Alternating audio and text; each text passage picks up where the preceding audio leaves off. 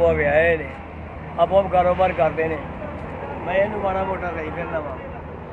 ਇਹ ਤਾਂ 500-700 ਲਾਈਦਾ, ਕਿਉਂਕਿ 200-400 ਬਚ ਜਾਂਦਾ। ਸਾਰਾ ਦਿਨ ਇਸੇ ਕਾਰੋਬਾਰ 'ਚ ਰਹੀਦਾ।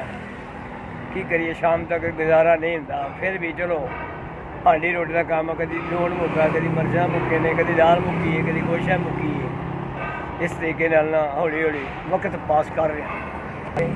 ਇੱਥੇ ਮੈਂ ਆਪਣਾ ਪਾਇਆ ਮਕਾਨ, ਅਤੇ ਇਹ ਸ਼ੁਕਰ ਅੱਲਾ ਦਾ ਮੈਂ ਆਪਣਾ ਪਾ ਲਿਆ।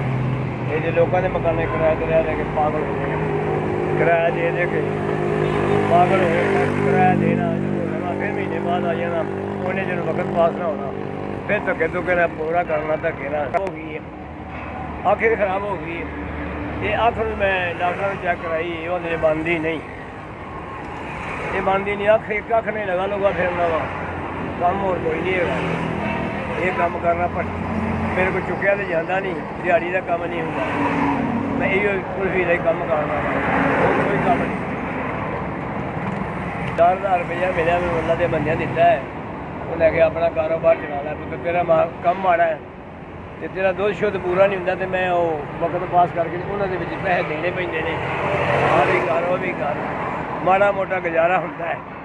ਅਤੇ ਮਦਦ ਕੀਤੀ ਜਨਾਬ, ਉਹਦਾ ਅੱਲਾ ਭਲਾ ਕਰੇ। ਅੱਲਾ ਉਹਦੇ ਬੱਚੇ ਜਿਉਣ, ਅੱਲਾ ਤਾਲਾ ਉਹਦੇ ਭਰਾ ਜਿਉਣ।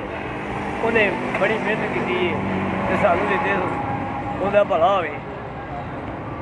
ਕਰਦੇ ਨੇ, ਅੱਲਾ ਤਾਲਾ ਇਹਨਾਂ ਦੀ ਖੈਰ ਕਰੇ। ਅੱਲਾ ਤਾਲਾ ਇਹਨਾਂ ਨੂੰ ਜ਼ਿਆਦਾ ਦੇਵੇ, ਹਿੰਮਤ ਦੇਵੇ। ਮਾਲਕ ਗਫੂਰ ਰਹੀਮ ਹੈ, ਜਬਾਰ ਹੈ, ਕਹਾਰ ਹੈ। ਲੇਕਿਨ ਇਹਨਾਂ ਨੇ ਸਾਡੇ 'ਤੇ ਬੜੀ ਵੱਡਾ ਸਾਰਾ ਆਸਾਨ ਕੀਤਾ ਹੈ। ਸਾਨੂੰ ਪੈਸੇ ਦਿੱਤੇ ਨੇ, ਤੁਸੀਂ ਆਪਣਾ ਵੀ ਕੰਮ ਚਲਾ ਲਓ। ਉਹਨਾਂ ਦੀ ਬੜੀ ਮਿਹਰਬਾਨੀ।